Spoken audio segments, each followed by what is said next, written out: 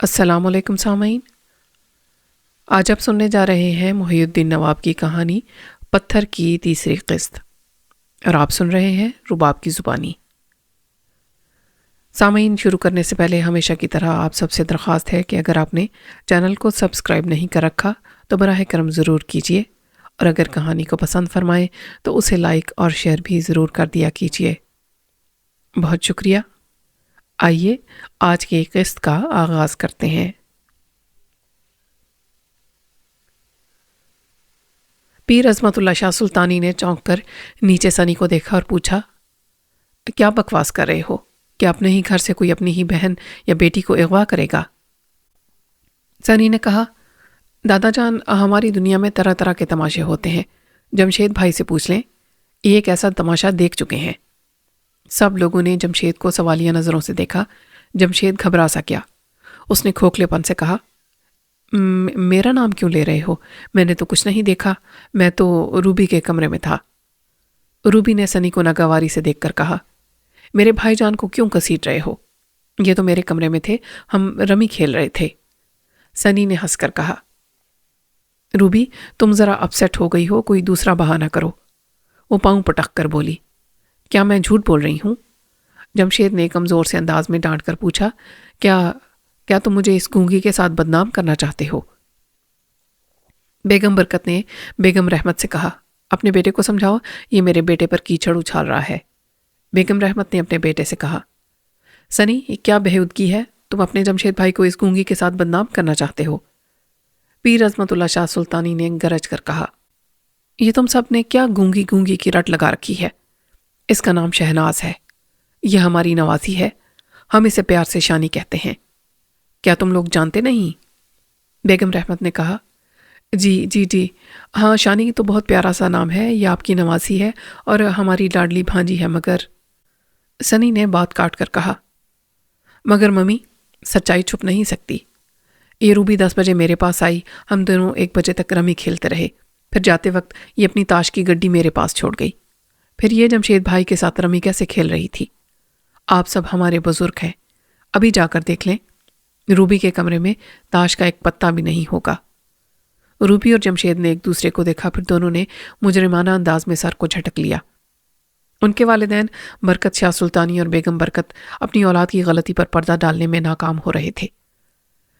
پیر عظمت اللہ شاہ سلطانی نے غصے سے کہا، جمشید، جس طرح تم ہمارے لاڈلے ہو، اسی طرح شہناز ہماری لاڈلی ہے۔ تم نے ہماری نواسی کو میلی نظروں سے دیکھنے کی جرت کیسے کی؟ ابھی تمہاری جگہ پر کوئی دوسرا ہوتا تو ہم اسے گولی مار دیتے، مگر سزا تو تمہیں ملے گی۔ چلو، ایک ٹانگ پر کھڑے ہو جاؤ۔ جمشید نے ہچکچاتے ہوئے سر اٹھا کر اپنے ماں باپ کو دیکھا۔ دادا نے گرج کر کہا، کیا سنا نہیں تم نے؟ ہم تمہارے باپ کو بھی ایک ٹانگ پر کھڑا کر سکتے ہیں۔ جمشید فوراً ایک ٹانگ اٹھا کر دوسری ٹانگ پر اپنے جسم کا توازن درست کرنے لگا۔ شہناز نے اپنی ہنسی چھپانے کے لیے اپنے منہ پر دونوں ہاتھ رکھ لیے، پھر تیزی سے چلتی ہوئی جمشید کے والدین کے درمیان سے گزرتی ہوئی ایک کمرے کا دروازہ کھول کر اندر چلی گئی۔ برکت شاہ اور بیگم برکت اپنی توہین محسوس کر رہے تھے۔ پیر شاہ سلطانی نے روبی سے کہا، تم بھائی کی غلطی پر پردہ ڈالنے کے لیے اپنے دادا کے سامنے جھوٹ بول رہی تھیں۔ بچوں کو سزا نہ دی جائے تو وہ سر پر چڑھ جاتے ہیں۔ تم 1 ہفتے تک بس میں کالج جاؤ گی۔ ہمیں یہ رپورٹ نہ ملے کہ تم نے کسی سے لفٹ لی ہے یا رکشہ ٹیکسی میں گئی ہو۔ اپنی کار کی چابی سنی کو دے دو۔ پھر انہوں نے بڑے بیٹے برکت شاہ کی طرف گھوم کر کہا، اپنے بدنیت اور عیاش بیٹے کو لگام دو۔ آئندہ میری نواسی کو میلی آنکھوں سے دیکھے گا تو بیٹے کی آنکھیں نکال کر باپ کے ہاتھ پر رکھ دوں گا۔ وہ غصے سے پلٹ کر اپنے کمرے میں چلے گئے۔ بیگم برکت اپنے میاں کو خونخوار نظروں سے دیکھتی تنتناتی اپنے بیڈ روم کا دروازہ کھول کر اندر چلی آئی۔ اس کے پیچھے برکت شاہ، رحمت شاہ اور بیگم رحمت بھی اندر آ گئے۔ بیگم برکت نے پلٹ کر شوہر سے کہا، میرے پیچھے کیا لینے آ رہے ہیں؟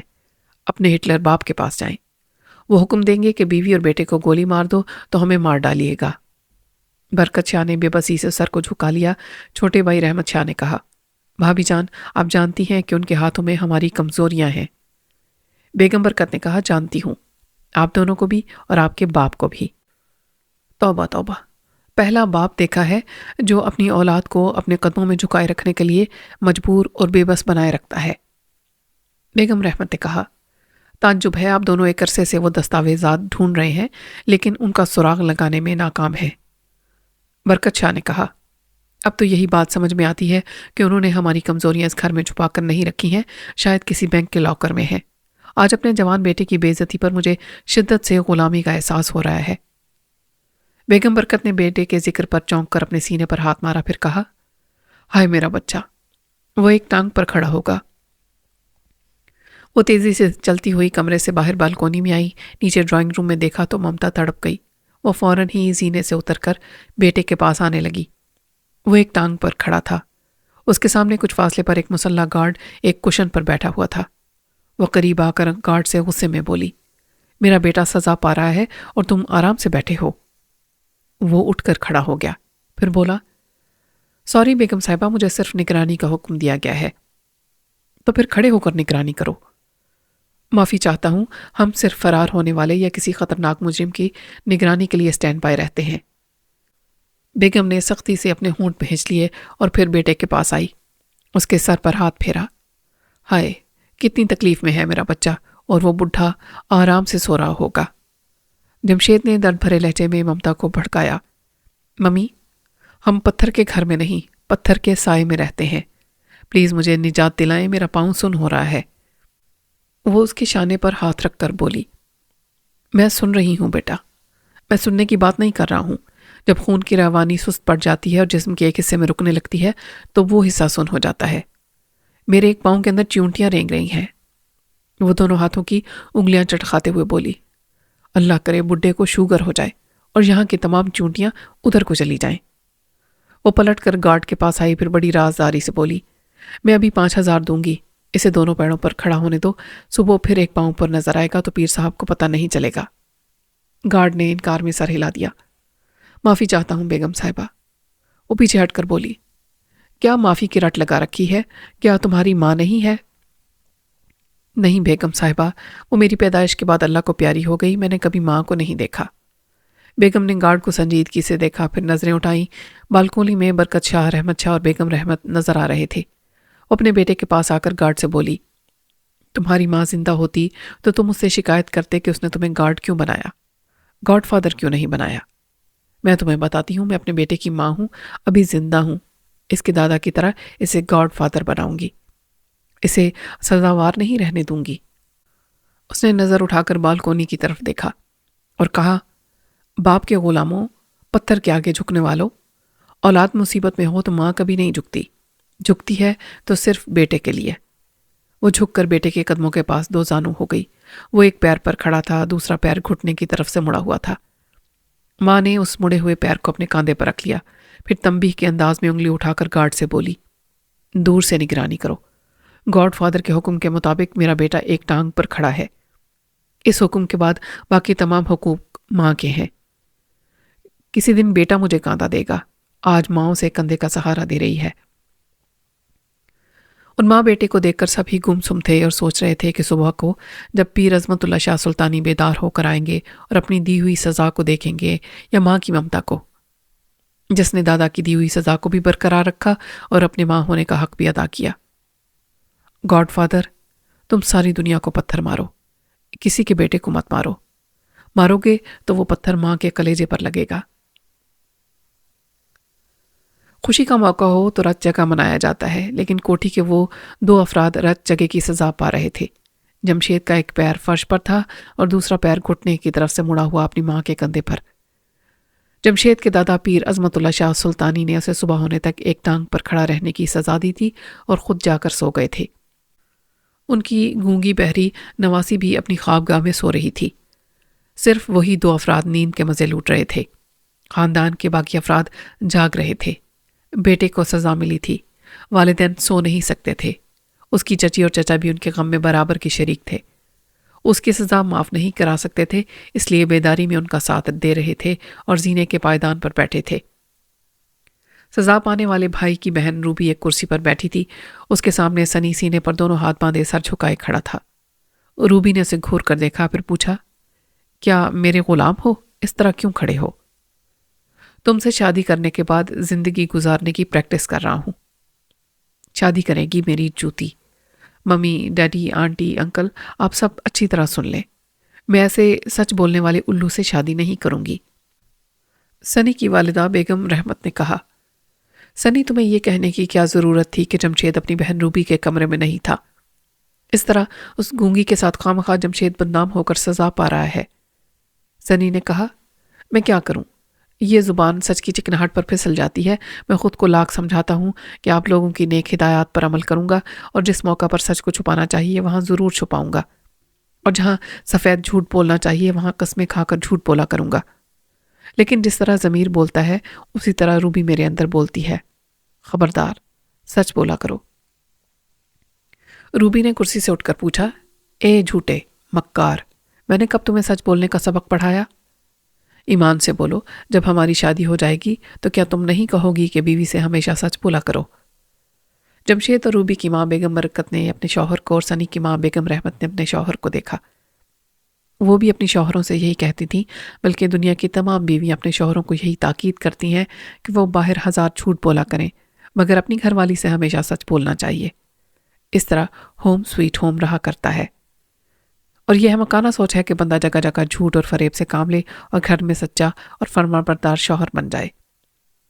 اس کے برعکس حقیقت یہ ہے کہ جھوٹ ہمیشہ اپنے گھر سے شروع ہوتا ہے۔ سنی نے کہا، روبی، میں چاہتا ہوں کہ جب ہم اپنا گھر آباد کریں تب تک مجھے تمہارے سامنے بے اختیار سچ بولنا آ جائے۔ میں نے جمشید بھائی کے خلاف اسی لیے سچ کہا کہ تم میرے سامنے کھڑی تھیں۔ رحمت شاہ سلطانی نے بیٹے سے کہا، سنی اس وقت جمشید سزا کی تکلیف برداشت کر رہا ہے اور تم روبی کو پریشان کر رہے ہو۔ ہونے والی بیوی کے سامنے سچ بول کر بیوی کے بھائی کو سزا دلانا کون سی دانش مندی ہے؟ ڈیڈی، سچ بولنے کے لیے دانش مندی کی نہیں، بیوی کی تابع داری کی ضرورت ہوتی ہے۔ میں کہہ چکی ہوں، میں تم سے شادی نہیں کروں گی، نہیں کروں گی۔ انکل، آپ اپنے بیٹے کو علاج کے لیے UK یا اسٹیٹس لے جائیں، اسے سچ بولنے کا کینسر ہو گیا ہے۔ بیگم برکت نے بیٹی سے کہا، روبی، کیا بکواس ہے جو منہ میں آتا ہے کہہ دیتی ہو؟ کینسر ہو اس بڈھے کو جو میرے بچے کو سزا دے کر آرام سے سو رہا ہے۔ چھوٹے بھائی رحمت شاہ نے کہا، میں بہت دیر سے سوچ رہا ہوں کہ ہمیں کوئی ایسا قدم اٹھانا چاہیے کہ جس کے نتیجے میں ہم ابا حضور کے دباؤ سے نکل جائیں۔ بیگم رحمت نے کہا، آپ کبھی ایسی ہمت نہیں کر پائیں گے۔ ایسا کرنے کے لیے سینے میں دل نہیں پتھر چاہیے، اور یہ پتھر صرف اس بڈھے کے سینے میں ہے۔ وقت اور ناقابل برداشت حالات پتھر تو کیا فولاد بنا دیتے ہیں۔ صبح ہونے دو، ہم ابا حضور کے سامنے دو ٹوک فیصلہ کریں گے۔ ہم بتا دیں گے کہ ہم صرف ان کے بیٹے نہیں، اپنے بیٹوں کے باپ بھی ہیں۔ ہم اپنے بیٹوں کی خاطر جیل تو جا سکتے ہیں، لیکن باپ کی بنائی ہوئی اس جیل میں نہیں رہیں گے۔ روبی نے کہا، صبح ہونے والی ہے، کچن سے آواز آ رہی ہے، عبداللہ چائے تیار کر رہا ہوگا۔ وہ دیکھیے، میڈم گونگی چلی آ رہی ہیں۔ یہ صبح ٹھیک 4:30 بجے بیدار ہو جاتی ہے۔ پہلی منزل کی لابی میں شہناز ایک شان بے نیازی سے چلی آ رہی تھی۔ اس کی زلفیں کھلی ہوئی تھیں۔ اس نے زینے کے اوپری سرے پر آ کر اہل خاندان کو دیکھا جو جمشید کے سزا پانے پر سوگ منا رہے تھے۔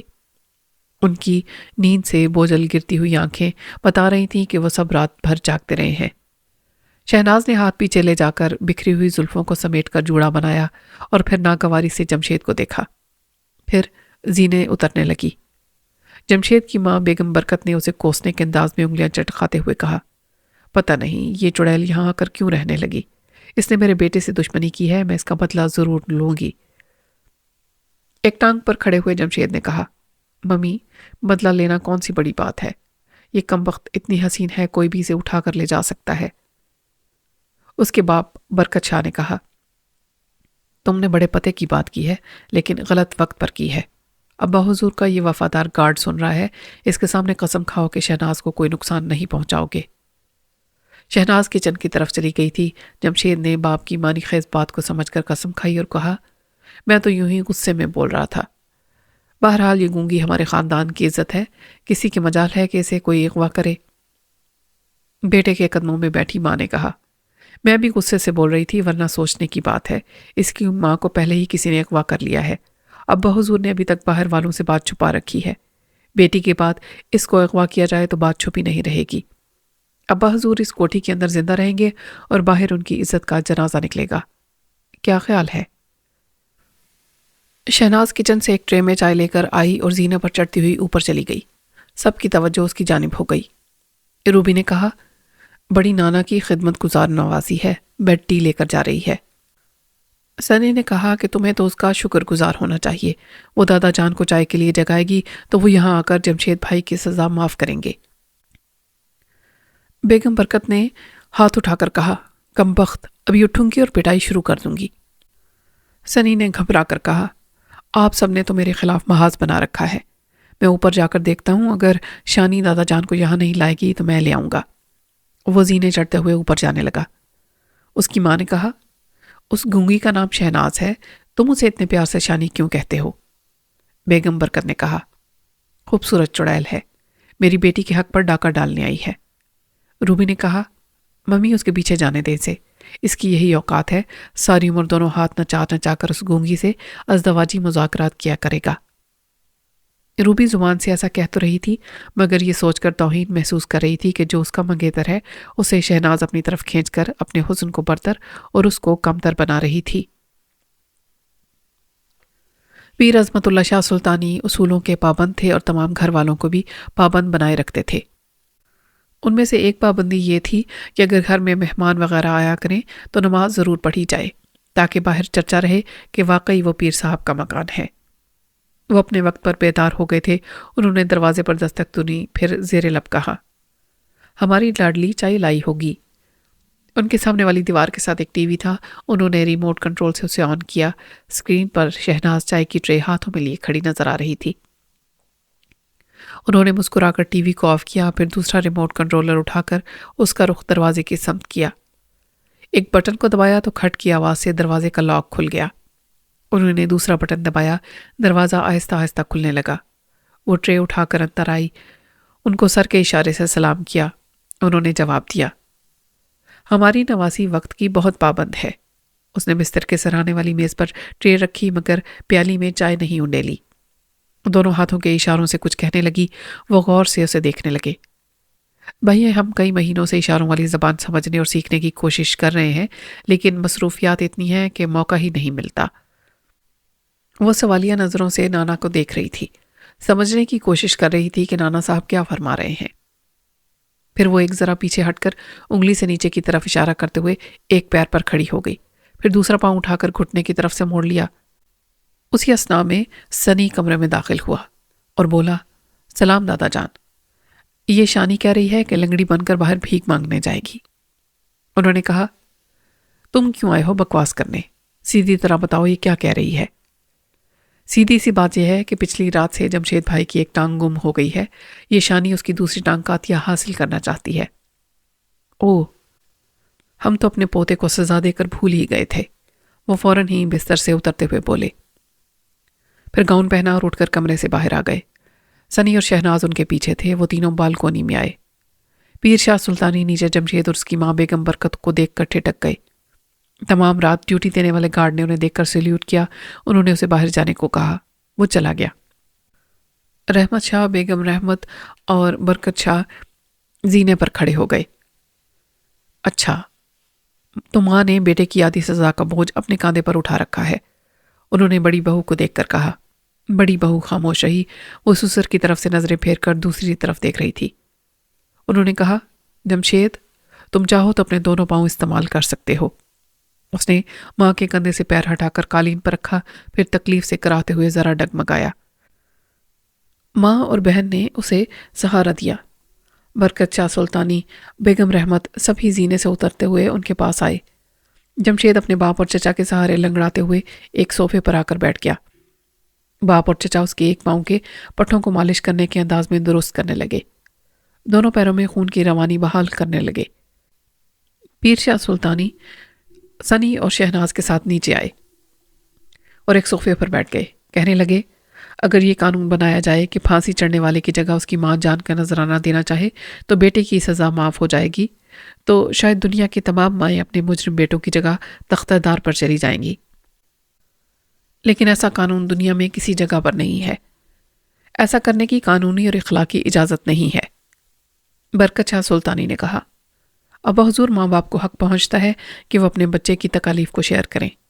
आप इखलाकी इजाज़त की बात करते हैं, والدین کے اخلاقی تقاضوں کی بات کریں۔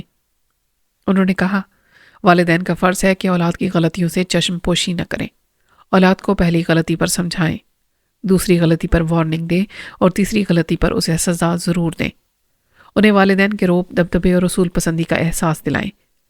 جو بزرگ ایسا نہیں کرتے وہ بیٹے کو اپنا باپ بنا لیتے ہیں، پھر اس کی بہرہ روی کے آگے بے بس اور بزرگانہ اختیارات سے محروم ہوتے چلے جاتے ہیں۔ پھر انہوں نے اپنی بڑی بہو کی طرف دیکھا، پھر کہا، مائیں ایسی بھی ہوتی ہیں جو اولاد کی غلطیوں پر پردے ڈالتی ہیں، انہیں بڑے سے بڑے جرم کی سزا سے بچائے رکھنے کی کوششیں کرتی ہیں، اگر ناکامی ہو تو بیٹی کی سزا کا پتھر اپنے کلیجے پر رکھ لیتی ہیں۔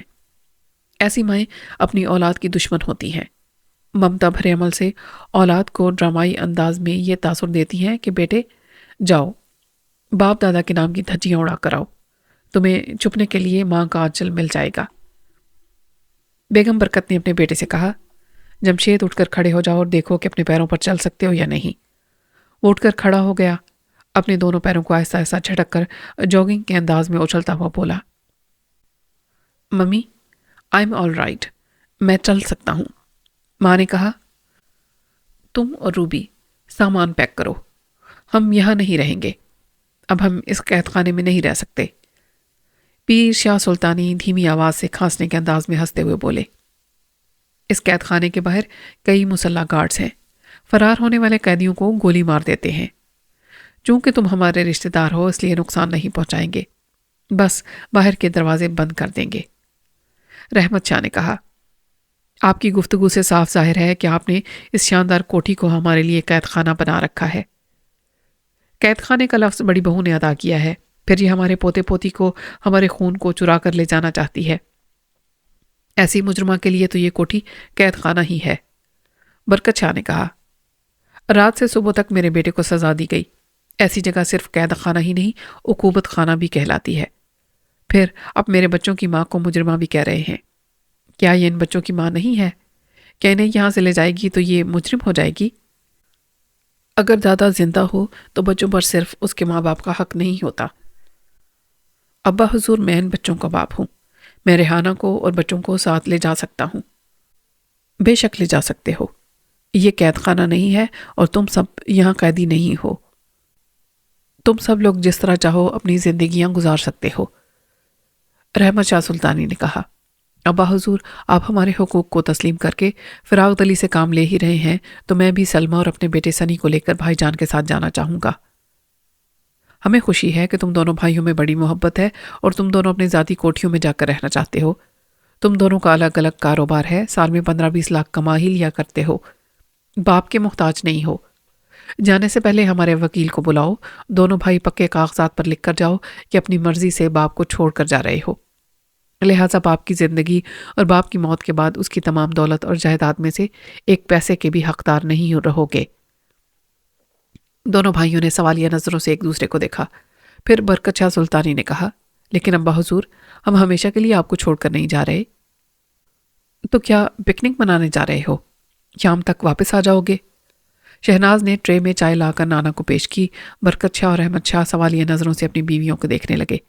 بیگم برکت نے اپنے میاں سے کہا، آپ مرد ہیں، میری طرف کیا دیکھ رہے ہیں؟ کیا آپ اپنی اولاد کی بہتری کے لیے اپنے طور پر زندگی نہیں گزاریں گے؟ آپ لاکھوں روپے کماتے ہیں، ہمارے پاس کوٹھی ہے، کار ہے، بینک بیلنس ہے، یہاں بھی اور لندن میں بھی۔ اگر آپ اپنے ابا حضور کے کروڑوں اور اربوں روپے کے لالچ میں یہاں دھرنا مار کر بیٹھے رہیں گے تو بیوی اور بچوں کو محتاج اور غلام بنا کر قیدی اور اپاہج بنا دیں گے۔ جمشید نے کہا، میں 28 برس کا ہوں، اپنی مرضی سے فیصلہ کر سکتا ہوں، میرا فیصلہ ممی کے حق میں ہے۔ روبی نے کہا، میں اپنی ممی اور بھائی جان کو چھوڑ کر یہاں نہیں رہوں گی۔ رحمت شاہ سلطانی نے کہا، بھائی جان، ہم یہاں سے جا کر بھی لکھپتی ہی رہیں گے، ہم دونوں بھائیوں کی دولت کا حساب کیا جائے تو ہم کروڑ پتی کہلائیں گے۔ برکت شاہ سلطانی نے کہا، ہمارے جتنے بھی دھندے ہیں وہ 2 نمبر ہیں اور ان کے دستاویزی ثبوت ابا جان کی تحویل میں ہے۔ ہم دولت کے لحاظ سے خوشحال، آزاد اور خود مختار ہیں، لیکن اپنے کاروبار کے لحاظ سے ابا جی کے محتاج ہیں۔ پیر سلطانی نے چائے کی خالی پیالی رکھی، سنی نے ان کے قریب حکا رکھ کر اس کا پلگ سوئچ بورڈ سے لگا دیا۔ شہناز ہیٹر کے اوپری حصے میں زعفرانی تمباکو ڈالنے لگی انہوں نے چاندی کے تہل سے تھوڑا سا خشک میوہ لے کر چبایا، پھر حقے کی نئے کو تھام کر کہا، یہ حقہ ہمیں اولاد کی طرح سکون بھی پہنچاتا ہے اور اولاد کی طرح اپنی آنکھ میں جلتا رہتا ہے۔ ہم یہ نہیں دیکھتے کہ تم دونوں اندر سے کیسے سلگ رہے ہو، ہم صرف جوان بیٹوں کی موجودگی سے اپنے بڑھاپے کا سکون حاصل کر رہے ہیں۔ انہوں نے حقے کی نئے کو ہونٹوں کے درمیان میں رکھ کر ایک کش لگایا، پھر کہا، آج یہ بات سمجھ میں آ رہی ہے کہ کسی دن حقے کا ہیٹر ناکارہ ہو جائے گا تو اسے بھی گھر سے باہر پھینک کر نیا ہیٹر لانا ہوگا۔ انہوں نے ایک کش لگایا اور کہا، تم جوان بیٹوں کے لیے یہ سمجھنا ضروری ہے کہ ہم نادان نہیں کہ اپنے گھر کو آگ لگا دیں اور اپنی اولاد کو تباہ کر دیں۔ تم دونوں خواہ کتنے ہی نافرمان رہو، ہم باپ ہیں، دعائیں ہی دیتے رہیں گے۔ برکت شاہ نے کہا، کیا آپ دعاؤں کے ساتھ دوائیں نہیں دے سکتے؟ کیا آپ ہماری تباہ و بربادی نہیں چاہتے؟ اس لیے جو دستاویزی ثبوت ہمارے خلاف ہیں، آپ وہ تمام دستاویزات ہمیں دے دیں۔ ہمارے دلوں میں خوف ہے، طرح طرح کے اندیشے ہیں۔ پتہ نہیں ہمارے یہاں سے جانے کے بعد کب آپ کا مزاج بدل جائے، کب آپ ہم سے کس بات پر ناراض ہو جائیں اور آپ کی ناراضگی سے ہمارے ہنستے بستے گھر اجڑ جائیں۔ ہم نے وہ دستاویزات اپنے پاس اس لیے محفوظ نہیں رکھی ہیں کہ اپنی اولاد کو بلیک میل کریں یا کبھی ہم پر جنون سوار ہو تو بیٹوں کے خلاف کوئی زبردست کارروائی کریں۔ تو پھر وہ آپ کے کس کام آئیں گی؟ آپ نے انہیں کیوں سنبھال رکھا ہے؟ صرف اس لیے کہ تمہارے سروں پر ایک تلوار لٹکتی رہے۔ یہ بات چھپی نہیں رہے گی کہ بیٹوں نے باپ کا ساتھ چھوڑ دیا ہے، اور ایسے وقت میں سب سے پہلے ہماری مخالف ایجنسی کا گاڈ فادر تمہارا ہمدرد اور دوست بنے گا، تمہارے 2 نمبر کے کاروبار کو 4 چاند لگا دے گا، حکمران طبقوں سے تمہیں حسب ضرورت مراعات دلائے گا، پھر ہماری کچھ ٹھکی چھپی کمزوریوں اور گھر کے کچھ اندرونی راز جو صرف تم جیسے بیٹوں کو معلوم ہوتے ہیں، سب آسانی سے اگلواتا چلا جائے گا۔ ہم ایسے احمق بھی نہیں ہیں کہ یہاں سے جا کر دشمنوں سے مل جائیں۔ جو باپ جیسے بچپن کے دوست کو چھوڑ دیں وہ دشمنوں کو گلے بھی لگا سکتے ہیں۔ ایک راستہ چھوڑنے والوں کو دوسرا راستہ اختیار کرنا ہی پڑتا ہے۔ پھر 2 نمبر کا کاروبار کرنے والوں کو آگے دوسرے راستے پر تحفظ فراہم کرنے والے صرف ہمارے دشمن ہی ملیں گے۔ انہوں نے ایک کش لگایا، حقے سے گڑ گڑاہٹ کی آواز ابھری۔ رحمت شاہ سلطانی نے کہا، ابا حضور، ہم آپ کو یہ کیسے یقین دلائیں کہ ہم گھریلو معاملات میں آپ سے اختلاف کر سکتے ہیں لیکن گھر کی بات باہر نہیں لے جائیں گے۔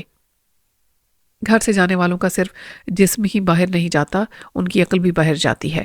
جو عقل انہیں باپ سے جدا اور گھر سے باہر کرتی ہے، ایسی عقل پر ہم بھروسہ نہیں کریں گے۔ ان دستاویزات کو ڈھال بنا کر رکھیں گے۔ جس لمحے یہ معلوم ہوگا کہ تم میں سے کوئی میرے مخالفوں کے ساتھ بیٹھ کر پانی پی رہا ہے، میں تم سب کو کالے پانی پہنچا دوں گا۔ انہوں نے ہاتھ کا اشارہ کیا۔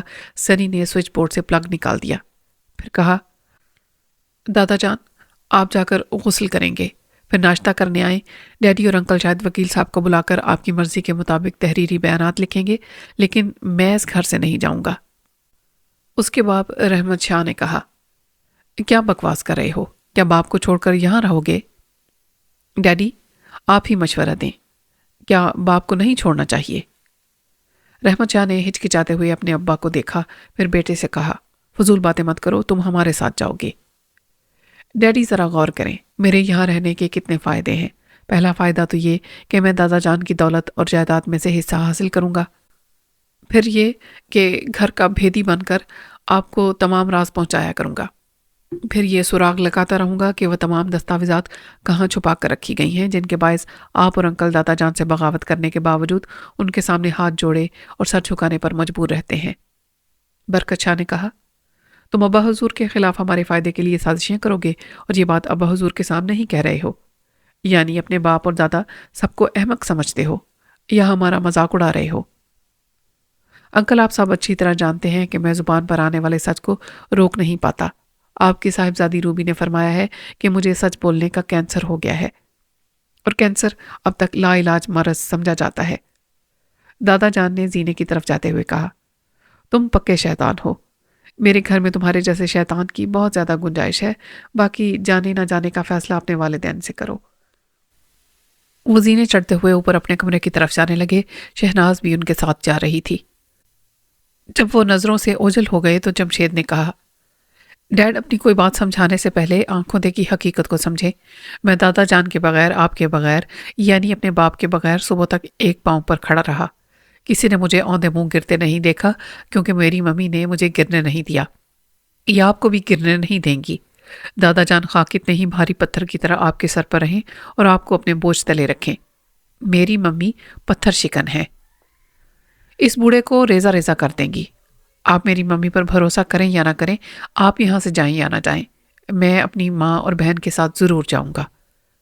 رحمت شاہ نے کہا، بھائی جان میں آپ سے زیادہ بھابھی پر بھروسہ کرتا ہوں، یہ ہم سب سے زیادہ ابا حضور کو سمجھتی ہیں، یہ ذہانت سے سوچتی ہیں، بڑی چالاکی سے عمل کرتی ہیں۔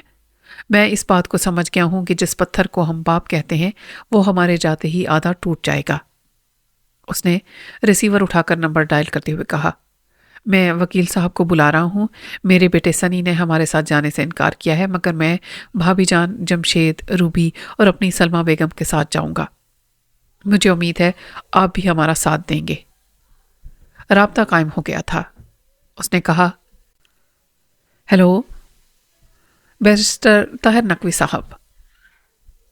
دوسری جانب دادا جان غسل کر کے باہر آ چکے تھے اور شہناز انہیں ایک سفید لباس پہننے کو دے رہی تھی۔ وہ اشارے سے کہہ رہے تھے کہ وہ یہ لباس نہیں کوئی دوسرا لباس پہنیں گے، اور وہ انہیں جواباً اشاروں میں بتا رہی تھی کہ انہیں یہ سفید لباس ہی پہننا چاہیے۔ انہوں نے ہنستے ہوئے کسی سے فون پر کہا، بھئی یہ ہماری لاڈلی ضد کر رہی ہے کہ ہمیں سفید لباس پہننا پڑے گا، ہم تم سے بعد میں رابطہ کریں گے، بلکہ ضروری کاموں سے فارغ ہو کر تمہارے پاس آئیں گے۔ انہوں نے فون بند کر کے ایک سفید کاغذ پر لکھا، ہمیں یہ سفید لباس کیوں پہننا چاہیے، تم ضد کیوں کر رہی ہو؟ شہناز نے جواباً کاغذ پر لکھا، کیا آپ نہیں دیکھ رہے میں نے بھی سفید لباس پہنا ہے؟ انہوں نے نواسی کے لباس کو دیکھا، پھر لکھا، واقعی ہم نے توجہ نہیں دی، یہ بتاؤ کہ سفید لباس کیوں ضروری ہے؟ آپ نے مجھے نادان بچی سمجھ کر بہلایا اور یہ سمجھا دیا کہ ممی ملک سے باہر ہیں، جبکہ انہیں کسی نے اغوا کیا ہے۔ پلیز اب حقیقت سے انکار نہ کریں۔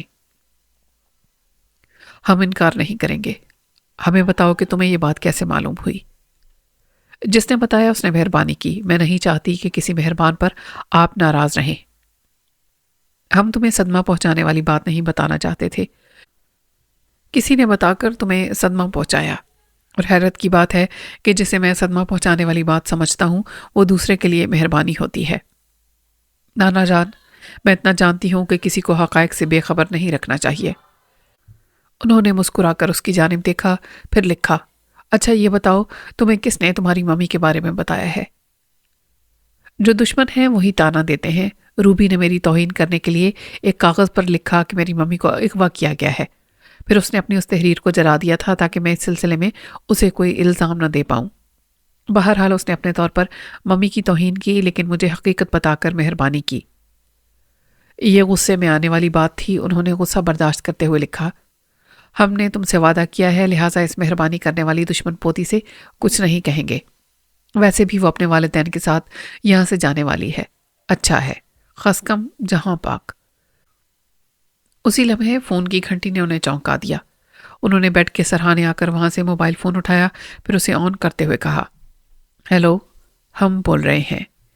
دوسری طرف سے بیرسٹر طاہر نقوی نے کہا، جناب علی، ابھی آپ کے صاحبزادے رحمت شاہ نے فون کر کے مجھے طلب کیا ہے، اشارتاً کہا ہے کہ سنجیدہ معاملہ ہے، لہٰذا میں چند کورٹ پیپرز اور اپنی مہر لے کر آؤں۔ میں نے یہ مناسب سمجھا کہ پہلے آپ سے اجازت حاصل کر لوں۔ دونوں بیٹوں نے ہمیں چھوڑ کر اپنے بیوی بچوں کے ساتھ اپنی ذاتی کوٹھیوں میں رہنے کا فیصلہ کیا ہے۔ یہ ہمیں اس بڑھاپے میں چھوڑ کر جا رہے ہیں، ہم اپنی زندگی میں ہی ان رشتوں سے انکار کرنا چاہتے ہیں۔ آپ یہاں آ کر دونوں بیٹوں سے اسٹامپ پیپرز پر لکھوائیں کہ وہ ہمیں چھوڑ کر جانے کے بعد باپ کے طور پر ہمارا نام استعمال نہیں کریں گے۔ وہ پورے ہوش و حواس میں رہ کر ہم سے علیحدگی اختیار کر رہے ہیں، لہٰذا ہماری موت کے بعد نہ ہمارے جنازے کو کاندھا دیں گے اور نہ ہی ہماری چھوڑی ہوئی جائیداد کے حقدار رہیں گے۔ آپ یہاں تشریف لائیں، اور دونوں بیٹوں کے تحریری بیانات کے بعد ہم ایک وصیت بھی لکھیں گے۔ وہ فون بند کر کے باتھ روم میں چلے گئے۔ شہناز نے حقیہ کا پلگ آن کیا، ہیٹر آن ہو گیا۔ نانا اور نواسی نے اب تک تحریر کے ذریعے جو گفتگو کاغذات پر کی تھی، وہ ان کاغذات کو ایک ایک کر کے ہیٹر کی آگ میں جلانے لگی۔ انیکسی کے ایک کمرے میں صداقت علی ایک صوفے پر بیٹھا تھا، دوسرے صوفوں پر اس کے خاص ماتحت بیٹھے تھے۔ اس نے ایک انٹیلیجنس افسر سے کہا، میری فائف نے فون پر جو خط پڑھ کر سنایا اسے یقین کی حد تک شبہ ہوتا ہے کہ دوسری ایجنسی کے گاڈ فادر نے اس کو اغوا کیا ہے۔ افسر نے پوچھا، سر وہ چاہتا کیا ہے؟ صداقت علی نے جواب دیا، میرا استعفیٰ۔ اس نے دھمکی دی ہے کہ میں نے یہ شعبہ نہ چھوڑا تو وہ میری بیوی کو مجھے صحیح سلامت واپس نہیں کرے گا۔ میری ایک جوان بیٹی ہے۔ یہ بڑے لوگوں کی سرپرستی میں پرورش پانے والے مجرم حد سے بڑھ رہے ہیں۔ ان کی وارننگ ہے کہ میں بیٹی کو لے کر لندن چلا جاؤں، میری بیوی کو کسی دوسری فلائٹ سے میرے پاس پہنچا دیا جائے گا۔ واقعی یہ مجرم تو انتہا کر رہے ہیں، آپ جیسے طاقتور افسر کی بیوی اور بیٹی تک پہنچ رہے ہیں۔ مجھ سے استعفیٰ دلانے اور مجھے اپنے فرائض کی ادائیگی سے دور رکھنے کا یہی ایک راستہ ان کے پاس بچا ہے۔ یہاں کے تمام بااختیار اور وسیع ذرائع رکھنے والے مجرم آپ کے سامنے اس قدر بے بس ہو گئے ہیں کہ آپ کو پاکستان سے نکل جانے پر مجبور کر رہے ہیں۔ صداقت علی نے ایک افسر کو ایک کاغذ پیش کرتے ہوئے کہا، یہ میرا استعفیٰ ہے۔ استعفیٰ؟ سب نے حیرانی سے اسے دیکھا۔ کوئی سوچ بھی نہیں سکتا تھا کہ فولادی ارادے رکھنے والے ان کے ڈائریکٹر جنرل اتنی جلدی میدان چھوڑ کر بھاگ جائیں گے۔ صداقت نے کہا، آپ سوچ رہے ہوں گے کہ میں ایک عورت کی خاطر اپنے فرائض سے منہ موڑا ہوں، لیکن وہ عورت جب اپنے گھر کی عزت ہو، اپنی اولاد کی ماں ہو، تو ہم قانون کے محافظ دوراہے پر آ جاتے ہیں۔ اور یہ سوال پیدا ہوتا ہے کہ جب ہم اپنے گھر کی عزت اور آبرو کی حفاظت کرنے میں ناکام رہیں گے تو پھر اپنے وطن کی عزت اور وقار کو کس طرح قائم رکھیں گے؟ ایک ماتحت نے کہا، جی ہاں، ہم جان ہتھیلی پر رکھ کر بڑے بڑے بدنام زمانہ مجرموں سے ٹکراتے ہیں۔ ہم سے پہلے کتنے ہی فرد شناس افسران نے جان کی قربانیاں دی، لیکن ہمیں کیا حق پہنچتا ہے کہ ہم اپنی گھر کی عورتوں کو بھی اور ان کی جان اور عزت کو بھی داؤ پر لگائیں؟ فوج، پولیس، انٹیلیجنس ڈپارٹمنٹ اور ہر شعبے میں جہاں جان کا خطرہ ہوتا ہے، جہاں بیوی بچوں کی سلامتی مشکوک ہو جاتی ہے، وہاں فرض کی ادائیگی کی ذمہ داریاں قبول کرنے سے پہلے اچھی طرح سمجھ لینا چاہیے کہ ہم اپنے پورے خاندان کو داؤ پر لگا رہے ہیں۔ صداقت علی نے کہا، میں نے شادی کی رات اپنی بیوی سے کہا تھا، میں قانون کا محافظ ہوں، لیکن شوہر کی حیثیت سے تمہارا مکمل محافظ نہیں ہوں۔ تم آج سے میرے ساتھ تلوار کی دھار پر چلا کرو گی۔ اس نے میری بات کو مسکرا کر تسلیم کیا۔ جانتے ہو کیوں؟ سب نے اسے سوالیہ نظروں سے دیکھا۔ اس نے کہا، اس لیے کہ وہ پیر عظمت اللہ شاہ سلطانی کی بیٹی ہے۔ وہ جانتی تھی کہ جہاں قانون کے محافظ بے بس ہو جاتے ہیں، وہاں صرف گاڈ فادر کا بس چلتا ہے۔ افسر نے کہا، آپ کے سسر اپنی بیٹی کو پاتال سے بھی نکال کر لا سکتے ہیں۔ ہاں، مگر وہ بھی کشمکش میں ہیں۔ ان کا خیال ہے کہ یہ قرض نہ دہندگان میں سے کسی کی مجرمانہ حرکت ہے۔ وہ سودے بازی میں وقت ضائع کر رہے ہیں اور میرے پاس صرف آج 5 بجے تک کا وقت ہے۔ ہمارا دفتر 5 بجے بند ہوتا ہے۔ آپ میرا یہ استعفیٰ 5 بجے سے چند منٹ پہلے منظور کرائیں گے۔ یعنی آپ 5 بجے تک اپنی بیوی کو تلاش کرنا چاہتے ہیں۔ اگر وہ مل جائیں گی تو یہ استعفیٰ پیش نہیں کرنا چاہیں گے؟ جی ہاں، اگر بیوی کا سراغ نہ ملا تو استعفیٰ پیش کرنے کے علاوہ اخبارات میں یہ خبر شائع کرانی ہوگی کہ میرا استعفیٰ منظور ہو گیا ہے اور میں کل شام کی فلائٹ سے اپنی بیٹی کے ساتھ لندن جا رہا ہوں۔ سر، خدا نے چاہا تو ایسا نہیں ہوگا۔ ہم سب آج شام 5 بجے تک آپ کی وائف کو تلاش کریں گے۔ میں نے اسی لیے آپ سب لوگوں کو یہاں بلایا ہے۔ آپ اپنے اپنے طور پر پتہ لگانے کی کوشش کریں۔ پچھلی رات میری بیوی نے موبائل فون کا جو کوڈ نمبر استعمال کیا، اس سے ظاہر ہو گیا ہے کہ وہ کراچی میں ہے۔ وہ سب اٹھ کر کھڑے ہو گئے۔ افسر نے کہا، سر ہم وقت ضائع نہیں کریں گے، ابھی یہاں سے نکل کر ان کا سراغ لگانے کے لیے اپنے تمام ذرائع استعمال کریں گے۔ صداقت ان کے ساتھ انیکسی کے برآمدے میں آیا۔ وہ سب اس سے مصافحہ کر کے رخصت ہو گئے۔ اس نے کوٹھی کی طرف دیکھا۔ شہناز ایک ٹرے میں ناشتہ اور چائے لے کر آ رہی تھی۔ وہ مسکرا دیے۔ شہناز بھی مسکرائی۔ پھر دونوں باپ بیٹی کمرے میں آ گئے۔ سینٹر ٹیبل پر ٹرے رکھنے کے بعد وہ ایک ہی صوفے پر بیٹھ گئے۔ بیٹی نے چپکے سے ایک تہہ کیا ہوا کاغذ باپ کی طرف بڑھایا۔ باپ نے کاغذ لے کر کھڑکی کی طرف دیکھا۔ وہاں مسلح گارڈز کی ڈیوٹی بدل گئی تھی، اب دوسرا گارڈ کھڑا ہوا تھا۔ صداقت اس کاغذ کو تہہ کر کے جیب میں رکھ کے وہاں سے اٹھ کر باتھ روم میں چلا آیا۔ وہاں واش بیسن کے آئینے کے پاس تہہ کیے ہوئے کاغذ کو کھول کر پڑھنے لگا۔ آئینے میں وہی نظر آتا ہے جو آئینے کے مقابل ہوتا ہے۔ صداقت کاغذ کے جس رخ کو پڑھ رہا تھا اس کا پچھلا حصہ آئینے میں نظر آ رہا تھا۔ اس پر شہناز کے ہاتھ کی تحریر تھی۔ آئینے میں الٹی تحریر دکھائی دے رہی تھی۔ اگر اسے سیدھا پڑھنے کی کوشش کی جاتی تو بیٹی نے باپ کو اطلاع دی تھی کہ باپ بیٹوں کے درمیان شدید اختلافات پیدا ہو گئے ہیں۔ دونوں بیٹے اپنے بیوی بچوں کے ساتھ اپنے باپ کو چھوڑ کر جا رہے ہیں۔ اس سلسلے میں ان کا بیرسٹر طاہر نقوی ابھی آنے والا ہے۔ کاغذ کے دوسری طرف بھی کچھ لکھا تھا جسے صداقت پڑھ رہا تھا۔ چونکہ وہ تحریر صداقت کے مقابل تھی اور آئینے کے مقابل نہیں تھی، اس لیے نظر نہیں آ رہی تھی۔ وہ تحریر پڑھ رہا تھا، اس کے چہرے پر سنجیدگی طاری ہو رہی تھی۔ پھر وہ نظریں اٹھا کر آئینے میں اپنے عکس کو سوچتی ہوئی نظروں سے دیکھنے لگا۔ اس کے تصور میں وہ آئینہ چٹک گیا، اس کے درمیان لکیر پڑ گئی، وہ دو حصوں میں تقسیم ہو گیا۔ رشتے بھی چٹک رہے تھے، ٹوٹ رہے تھے، بکھر رہے تھے۔ ایسا تو ہوتا ہی ہے، لیکن اس نے نہیں سوچا تھا کہ ایسا بھی ہو سکتا ہے۔ کوٹھی کے بڑے ہال میں ان تمام خون کے رشتوں کے درمیان بیرسٹر طاہر نقوی بیٹھا پیر شاہ سلطانی کے دونوں بیٹوں سے بیانات لکھوا رہا تھا، اور وہ الگ الگ کورٹ پیپرز پر لکھ رہے تھے۔ خون کے رشتوں کو چھری کے بجائے قلم سے کاٹ رہے تھے۔ بیگم ریحانہ برکت نے اپنے بچوں سے کہا، روبی، جمشید، اپنے کمروں میں جاؤ اور سامان پیک کرو۔ وہ دونوں اٹھنے لگے۔ دادا جان نے حقے کا کش لگایا، پھر ان سے کہا، بیٹھ جاؤ، ابھی یہاں سے کوئی نہیں جائے گا۔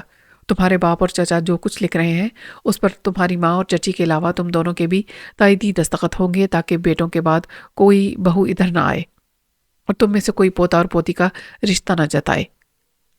روبی اور جمشید نے اپنی ممی کی طرف دیکھا، لیکن دادا کے گھر میں تھے، لہٰذا ان کے حکم کے مطابق بیٹھ گئے۔ ایک سیکیورٹی گارڈ نے آ کر اطلاع دی، جناب علی، ڈاکٹر عارف مدنی تشریف لائے ہیں۔ پیر شاہ سلطانی نے کہا، انہیں یہاں آنے دو۔ گارڈ چلا گیا۔ تھوڑی دیر کے بعد ایک مومن ڈاکٹر ہاتھ میں بیگ لیے ہوئے آیا۔ پیر شاہ سلطانی نے اٹھ کر کھڑے ہو کر اسے مصافحہ کیا، پھر کہا، آپ کی تشریف آوری کا شکریہ۔ آپ یہاں کے نہایت معروف، معتبر اور مستند ڈاکٹر ہیں۔ ہم نے اس لیے زحمت دی ہے کہ ایک اہم وصیت لکھنے والے ہیں۔ اس سے پہلے آپ ہمارا طبی معائنہ کر کے یہ سرٹیفکیٹ لکھ دیں کہ ہم جسمانی اور ذہنی طور پر صحت مند ہیں اور پورے ہوش و حواس میں یہ وصیت نامہ لکھ رہے ہیں۔ ڈاکٹر نے مسکرا کر کہا، جناب پیر صاحب، آپ تو اس عمر میں بھی خاصے جوان دکھائی دیتے ہیں۔ ویسے آپ کے بیرسٹر صاحب کی گواہی کافی ہوتی، لیکن آپ ہر معاملے میں محتاط رہنے کے عادی ہیں۔ ڈاکٹر صاحب اپنا بیگ کھول کر پیر صاحب کا بلڈ پریشر چیک کرنے میں مصروف ہو گئے، پھر بولے، یہاں آپ کے خاندان کے تمام افراد موجود ہیں، لیکن سب خاموش ہیں۔ کیا کوئی سنجیدہ معاملہ ہے؟ ہم آپ کی اس بات کا جواب ضرور دیں گے، پہلے آپ ہیلتھ سرٹیفکیٹ دے دیں۔ ڈاکٹر سینٹر ٹیبل پر اپنا لیٹر پیڈ رکھ کر لکھنے لگا۔ پیر عظمت اللہ شاہ سلطانی ایک کورٹ پیپر پر وصیت لکھنے لگے۔ اتنی بڑی کوٹھی میں سبھی موجود تھے، مگر سب خاموش تھے، جیسے ان پر سکتہ طاری ہو گیا ہو۔ سنی دروازہ کھول کر اس بڑے سے ہال میں آیا۔ اس کی والدہ بیگم سلمہ رحمت علی اسے دیکھ کر پوچھنے لگیں، یہ تمہارے سر اور ہاتھوں میں مٹی کیسی ہے؟ کہاں سے آ رہے ہو؟ اس نے کہا، میں نے سوچا گھر میں سب وصیتیں لکھ رہے ہیں، مجھے باہر لکھنا چاہیے۔ باہر ایسی مٹی تھی کہ کچھ نہ پوچھیں، میں ابھی غسل کر کے آتا ہوں۔ وہ اپنے کمرے کی طرف چلا گیا۔ ماں نے کہا، عجیب سر پھرا لڑکا ہے، کسی بات کا سیدھی طرح جواب نہیں دیتا۔ بیرسٹر طاہر نقوی نے کہا، جناب پیر صاحب، آپ کا وصیت نامہ اور دونوں صاحبزادوں کی تحریریں میرے پاس ہیں۔ ڈاکٹر عارف مدنی نے بھی آپ کو صحت مند اور نارمل ہونے کا سرٹیفکیٹ دیا ہے۔ اب آپ حضرات ایک دوسرے کی تحریریں پڑھ کر دستخط کر دیں۔ بیٹے، بہو، پوتا اور پوتی سبھی تینوں کاغذات پر تائیدی دستخط کر رہے تھے اور اپنا سامان سمیٹتے جا رہے تھے۔ راستے بدل گئے تھے، نئی منزل کی طرف جانا تھا۔ پیر عظمت اللہ شاہ سلطانی نے کہہ دیا تھا کہ اس کوٹھی سے جس قدر سامان لے جا سکو لے جاؤ، ایک ہی وقت میں لے جاؤ۔ دوسری بار سیکیورٹی گارڈز ان میں سے کسی کو کوٹھی کے احاطے میں قدم نہیں رکھنے دیں گے۔ برکت شاہ، رحمت شاہ اور جمشید ہلکا اور بھاری سامان اٹھا اٹھا کر کوٹھی کے باہر جا کر گاڑی میں رکھ رہے تھے۔ چونکہ اب ان سے کوئی رشتہ باقی نہیں بچا تھا، اس لیے کسی سیکیورٹی گارڈ کو ان کا سامان اٹھا کر گاڑی میں رکھنے کی اجازت نہیں تھی۔ سنی غسل کرنے کے بعد لباس تبدیل کر کے آ گیا۔ بیرسٹر طاہر نقوی نے کہا، تینوں کاغذات پر سب کے دستخط ہو چکے ہیں، تم بھی دستخط کر دو۔ سنی نے کھڑکی کا پردہ سرکاتے ہوئے کہا، میں نے بھی باہر ایک وصیت لکھی ہے، پہلے اس پر دستخط چاہتا ہوں۔ پیر عظمت اللہ شاہ سلطانی، بیرسٹر ڈاکٹر برکت شاہ اور احمد شاہ نے باہر کھڑکی کی طرف دیکھا۔ سنی نے کہا، اس بڑے آہنی گیٹ کے ساتھ میں نے ایک خیمہ لگایا ہے، آج سے میری رہائش وہیں رہے گی۔ دادا نے پوچھا، یہ کیا تک ہے، کوئی نئی شرارت کر رہے ہو؟ نہیں، میں آپ کی کوٹھی کے باہر آپ کے سامنے رہوں گا، آپ کو چھوڑ کر نہیں جاؤں گا۔ اس کے بعد رحمت شاہ نے کہا، جب کوٹھی سے باہر رہو گے تو ہمارے ساتھ چلو۔ آپ میری سعادت مندی دیکھیں، آپ نے کوٹھی چھوڑی، میں نے بھی چھوڑ دی، لیکن سوچتا ہوں کس رشتے سے آپ کے ساتھ رہوں۔ کیا بکواس کرتے ہو، میں تمہارا باپ ہوں۔ جس باپ کا باپ نہ ہو وہ میرا باپ کیسے ہو سکتا ہے؟ دنیا کا کوئی باپ دادا کے بغیر پیدا نہیں ہوا، اور انہوں نے تحریری بیان دیا ہے کہ آئندہ اپنے باپ کا نام استعمال نہیں کریں گے، اور ان کے باپ نے انہیں عاق کر دیا ہے، گویا ولدیت سے محروم کر دیا ہے، تو پھر میرا شمار کس رشتے سے ہو رہا ہے؟ پیر عظمت اللہ شاہ سلطانی نے کہا، ہم تمہیں بچپن سے پسند کرتے آئے ہیں، ہمارا کسی سے رشتہ ہو یا نہ ہو مگر تم سے رہے گا، تم ہمارے پوتے ہو۔ سوری دادا جان، جب تک بیٹا نہ ہو تب تک پوتا پیدا نہیں ہوتا، آپ کا تو کوئی بیٹا ہی نہیں ہے، پھر بیچارہ پوتا کہاں سے آ گیا؟ انہوں نے غصے سے کہا، اے لڑکے، کیوں میرا دماغ خراب کرتا ہے؟ ان بے مروتوں کے ساتھ جانا ہے تو جا، یا پھر اس کوٹھی میں رہ جا۔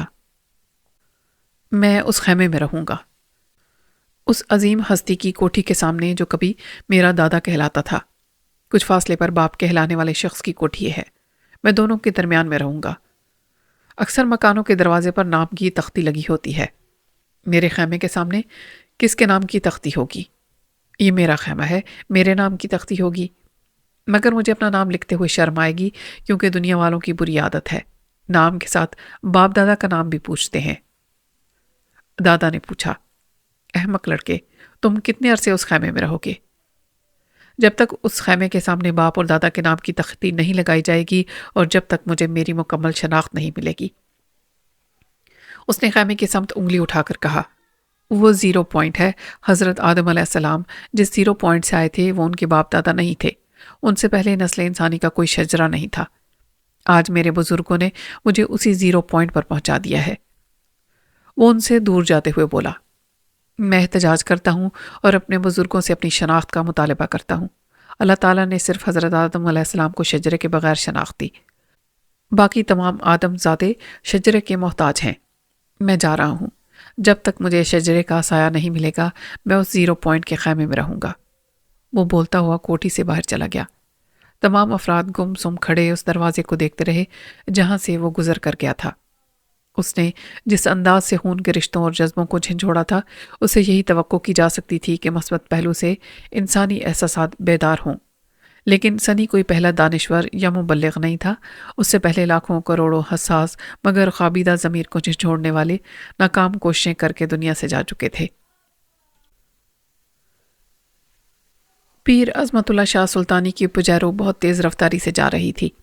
جب وہ اپنوں اور غیروں سے چھپ کر کسی اہم معاملے کو نمٹانے کے لیے کسی خاص جگہ جاتے تو صرف اسی پجیرو کی پچھلی سیٹ پر اپنے خاص ڈرائیور اور باڈی گارڈ کے ساتھ ایسے ہی قدرے ویران راستوں سے گزرتے تھے، اور بار بار پیچھے سر گھما کر دیکھتے تھے کہ کوئی چالاکی سے تعاقب تو نہیں کر رہا۔ صداقت علی تعاقب کر رہا تھا اور کارڈ ٹیلی فون کے ذریعے کہہ رہا تھا، آگے کئی موڑ ہیں، پجیرو کہیں بھی مڑ سکتی ہے، ہر موڑ پر ہماری جو گاڑیاں کھڑی ہیں ان سب سے برابر رابطہ رکھو، جہاں پجیرو راستہ بدلے وہاں کے موڑ پر ہماری ایک گاڑی اس کا تعاقب کرے، میں اس کا تعاقب چھوڑ کر سیدھے راستے پر ڈرائیو کرتا چلا جاؤں گا، اس طرح انہیں ہم پر شبہ نہیں ہوگا۔ ایک گول چوراہے کے پاس انٹیلیجنس والوں کی 2 گاڑیاں کھڑی تھیں، ان گاڑیوں میں ٹیلی فون اور وائرلیس سیٹ وغیرہ لگے ہوئے تھے۔ ایک ماتحت افسر ہاتھ میں مائک پکڑے کہہ رہا تھا، آل رائٹ سر، تعاقب کے دوران ہر موڑ پر ہماری گاڑیاں بدلتی رہیں گی، پیر صاحب کو کسی طرح کا شبہ نہیں ہوگا۔ صداقت نے اپنے تجربے کے مطابق درست کہا تھا۔ وہ پجیرو آگے جا کر دوسرے راستے پر مڑ گئی، وہ پجیرو کے پیچھے نہیں گیا، اب دوسری گاڑی تعاقب کر رہی تھی۔ پیر شاہ سلطانی نے مڑ کر دیکھا، انہیں جس گاڑی پر شبہ ہوا تھا وہ سیدھے راستے چلی گئی تھی۔ کسی دوسری گاڑی پر وہ شبہ نہیں کر سکے تھے کیونکہ اگلے موڑ سے تیسری گاڑی ان کے تعاقب میں چل پڑی تھی۔ صداقت نے اپنے راستے پر آگے جا کر کار روک دی۔ کار ٹیلی فون کے ذریعے کہا، میں اپنی کار میں رہوں گا، کوئی نئی تبدیلی یا پرابلم ہو تو فون پر اطلاع دینا۔ اس نے فون بند کر دیا کیونکہ اسے حاجرہ کے فون کا انتظار تھا۔ جس نے اسے اغوا کر کے حبسے بجا میں رکھا تھا، اس نے حاجرہ کو موبائل فون نمبر دے کر اس فون سے رابطے کا نمبر نہیں دیا تھا۔ اس طرح صرف حاجرہ اس سے فون پر بات کر سکتی تھی۔ صداقت کو اگر یہ نمبر معلوم ہوتا تو وہ معلوم کر لیتا کہ اس نمبر والا فون کس کی ملکیت ہے۔ حاجرہ نے صبح فون پر بتایا تھا کہ وہ بعد میں کسی وقت فون کرے گی۔ وہ اسی کے فون کا منتظر تھا۔ کار ٹیلی فون کی گھنٹی بجنے لگی۔ اس نے ریسیور اٹھا کر کہا، ہیلو، کیا رپورٹ ہے؟ سر، پجیرو ہاکس بے کے راستے پر جا رہی ہے۔ ٹھیک ہے، تعاقب کرنے والوں سے کہو کہ بہت محتاط رہیں، اس راستے پر گاڑیاں کم چلتی ہیں۔ ہمارے آدمی گاڑی بدلتے رہیں، دور ہی سے معلوم کریں کہ وہ گاڑی کہاں جا کر رکے گی۔ اس نے فون بند کر دیا۔ چند منٹ کے بعد موبائل فون نے اسے متوجہ کیا۔ اس نے بٹن دبا دیا۔ ہیلو، میں صداقت بول رہا ہوں۔ میں حاجرہ ہوں، آپ کہاں ہیں؟ میں اپنی کار میں ہوں اور ایک ضروری کام سے جا رہا ہوں۔ کیا تم کسی کھڑکی یا روشن دان سے جھانک کر اس جگہ کو پہچان سکتی ہو؟ انہوں نے مجھے کسی کوٹھی کے اندرونی کمرے میں قید کر رکھا ہے۔ میں پہلے کہہ چکی ہوں کہ کھڑکیاں اور دروازے بند رکھے جاتے ہیں۔ میں تو کہتی ہوں آپ مجھے میرے حال پر چھوڑ دیں۔ میری وجہ سے آپ کو یہ ملک چھوڑنے پر مجبور کیا جا رہا ہے۔ تم جانتی ہو میں ساتھ چھوڑ کر بھاگ جانے والوں میں سے نہیں ہوں۔ اگر تمہیں تلاش نہ کر سکا تو کل شام تک تمہیں پانے کے لیے بیٹی کو لے کر لندن چلا جاؤں گا۔ مجھے آپ کی محبت پر ناز ہے۔ اب میری خاطر اتنے بڑی ملازمت اور اپنے وطن کو چھوڑ کر جانا چاہتے ہیں۔ میں تمہاری رہائی کے لیے سب کچھ کر سکتا ہوں۔ جس نے تمہیں یرغمال بنا رکھا ہے اس نے وعدہ کیا ہے کہ ہمارے لندن پہنچتے ہی تمہیں بھی ہمارے پاس پہنچا دے گا۔ لیکن یہ سوچ کر پریشان ہو جاتا ہوں کہ… اس نے بات ادھوری چھوڑ دی۔ حاجرہ نے پوچھا، کیا؟ تم اپنے ابا حضور سے زیادہ عرصے دور نہیں رہتی ہو۔ اگر مہینے 2 مہینے میں ان سے ملاقات کرنے یہاں ہوگی تو دشمن یہ شبہ کر سکتے ہیں کہ میں ابھی تمہارے پیچھے آیا ہوں۔ میں یہاں نہیں آیا کروں گی۔ ابا حضور کو اپنے پاس بلا لیا کروں گی۔ وہ مجھے اتنا چاہتے ہیں کہ میری ایک آواز پر چلے آئیں گے۔ تمہارے لیے ان کی چاہت میں کچھ شبہ نہیں، لیکن شاید وہ نہ آ سکیں کیونکہ وہ تنہا رہ گئے ہیں۔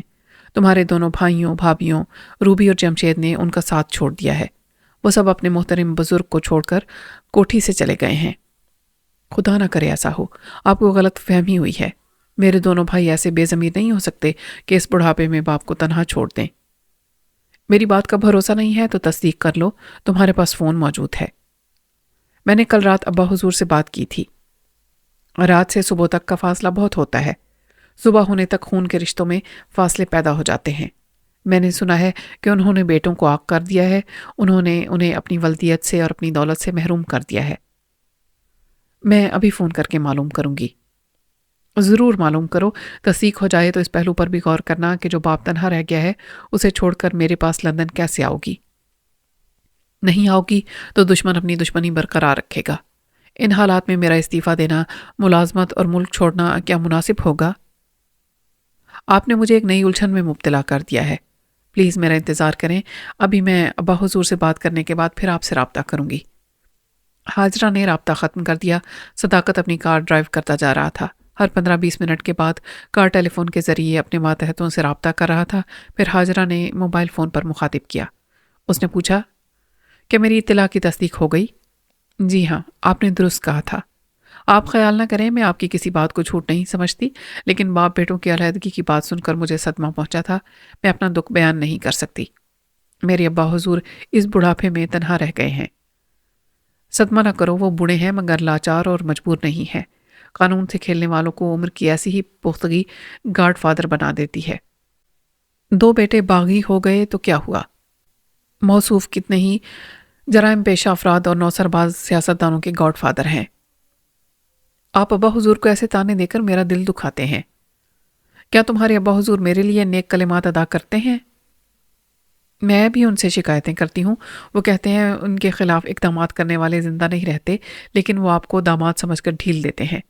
میرا سہاگ سلامت رکھنے کی خاطر آپ کے دوسرے دشمنوں کو ٹھکانے لگاتے رہتے ہیں۔ بے شک آپ ذہین اور بہت زبردست انسان ہیں، اپنی حکمت عملی سے اپنا بچاؤ کرتے ہیں۔ اس کے باوجود ابا حضور نے اکثر آپ کو خطرات سے محفوظ رکھا ہے۔ میں جس عہدے پر ہوں وہاں قانون کی حد میں رہنا پڑتا ہے۔ اگر کبھی حد سے تجاوز کروں گا تو اس ملک سے دور دور تک کسی گاڈ فادر کا وجود نظر نہیں آئے گا۔ کبھی اپنے باپ کے علاوہ میرا قصیدہ بھی پڑھ لیا کرو، وہ بھی سلامتی سے زندگی گزار رہے ہیں۔ تو کیا میں آپ کے گن نہیں گاتی ہوں؟ آپ کیا جانے میں آپ کے لیے کس طرح ابا حضور سے لڑتی جھگڑتی رہتی ہوں۔ آپ دونوں کے درمیان میری جان عذاب میں رہتی ہے۔ کیسا طرفہ تماشا ہے، سسر اور داماد دشمن بھی ہیں اور ایک دوسرے کے لیے دل میں نرم گوشہ بھی رکھتے ہیں۔ ہم ایک دوسرے کو پتھر نہیں مارتے مگر راستے کا پتھر بن کر ایک دوسرے کو جارحانہ اقدامات سے باز رکھتے ہیں، اور تم ہمارے درمیان دعاؤں کی قندیلیں روشن کرتی رہتی ہو۔ وہ بولی، دونوں بھائیوں کی علیحدگی سے دشمن فائدہ اٹھائیں گے۔ صداقت ہنستے ہوئے بولا، بڑی بھولی ہو، مستقبل بعید کا صیغہ استعمال کر رہی ہو کہ دشمن فائدہ اٹھائیں گے۔ بھئی حالات کا تجزیہ کرو، انہوں نے تمہارے خاندان میں سرنگ بنا کر پہنچنے کے بعد خون کے رشتوں کو تقسیم کیا ہے۔ آپ کی بات دل کو لگتی ہے، میرے دونوں بھائی دشمنوں کی چال میں آ گئے ہیں۔ تمہارے ابا حضور اتنے منظم اور مستحکم ہیں اور ایسے ٹھوس ذرائع کے مالک ہیں کہ دوسری ایجنسی کا گاڈ فادر انہیں ہائی لیول پر توڑ نہیں سکتا تھا، اس لیے اس نے خون کے رشتوں میں شگاف ڈالا ہے۔ میری تو جان نکلی جا رہی ہے، آپ چاہیں تو میرے بھائیوں کو مزید حماقتوں سے باز رکھ سکتے ہیں۔ میری یہی کوشش ہوگی، آخر کو وہ میرے سالے ہیں۔ تم مجھے اچھی طرح سوچ کر بتاؤ کہ کیا تم اپنے والد محترم کو چھوڑ کر میرے پاس لندن آ سکو گی؟ آپ خود ہی انصاف سے کہیں کہ اب برے وقت میں اس گھر کو خالی کر کے جانا چاہیے جہاں میں بچپن گزار چکی ہوں۔ صرف انصاف کا ہی نہیں، اخلاق کا بھی تقاضا یہ ہے کہ اپنے بزرگوں کا ساتھ نہ چھوڑا جائے، لیکن جس نے تمہیں قیدی بنا کر رکھا ہے وہ اخلاق اور انصاف کو سمجھنا نہیں چاہے گا۔ تم میرے پاس لندن نہیں آؤ گی تو وہ تمہیں باپ کے پاس بھی جانے نہیں دے گا۔ میں اس سے التجا کروں گی کہ وہ اپنے فیصلے میں لچک پیدا کرے، مجھے اپنے ابا حضور کے پاس رہنے دے۔ میں قسم کھا کر اسے یقین دلاؤں گی کہ آپ مجھ سے ملنے پاکستان کبھی نہیں آئیں گے، بلکہ میں آپ سے اور بیٹی سے ملنے لندن جایا کروں گی۔ تو پھر تم ایسا کرو کہ ابھی رابطہ کر کے دشمن کے فیصلے میں لچک پیدا کرو۔ میں ابھی فون کرتی ہوں۔ وہ کچھ گڑبڑا سی گئی تھی، جلدی سے بولی، لیکن فون کیسے کروں؟ دشمن نے اپنے رابطے کا نمبر نہیں بتایا ہے، مجھے اس کے فون کا انتظار کرنا پڑے گا۔ انتظار کرو، میں پیش گوئی کرتا ہوں کہ وہ تمہاری اس التجا کو ٹھکرا دے گا۔ ابھی میں نے کہا تھا کہ حالات کا تجزیہ کرو، جس نے بیٹوں کو باپ سے جدا کیا وہ بیٹی کو باپ کے پاس کیوں رہنے دے گا؟ اس کی زبردست مخالفانہ چال یہی ہے کہ پہلے گھر اجاڑو، پھر گھر والا آپ ہی اجڑتا چلا جائے گا۔ آپ بالکل صحیح تجزیہ کر رہے ہیں، لیکن میری التجا کرنے سے اور اس کے ٹھکرا دینے سے کوئی فرق نہیں پڑے گا۔ ابا حضور جب کسی کے پیچھے پڑ جاتے ہیں تو اسے موت سے پہلے کفن اور کافور کا تحفہ بھیج دیتے ہیں۔ مجھے پوری امید ہے کہ انہوں نے دشمنوں کے لیے تحفہ تیار کر لیا ہوگا۔ سامعین، یہاں پر اختتام کرتے ہیں اس کہانی کی تیسری قسط کا۔ نئی قسط کے لیے انتظار ضرور کیجیے گا، تب تک کے لیے اللہ حافظ۔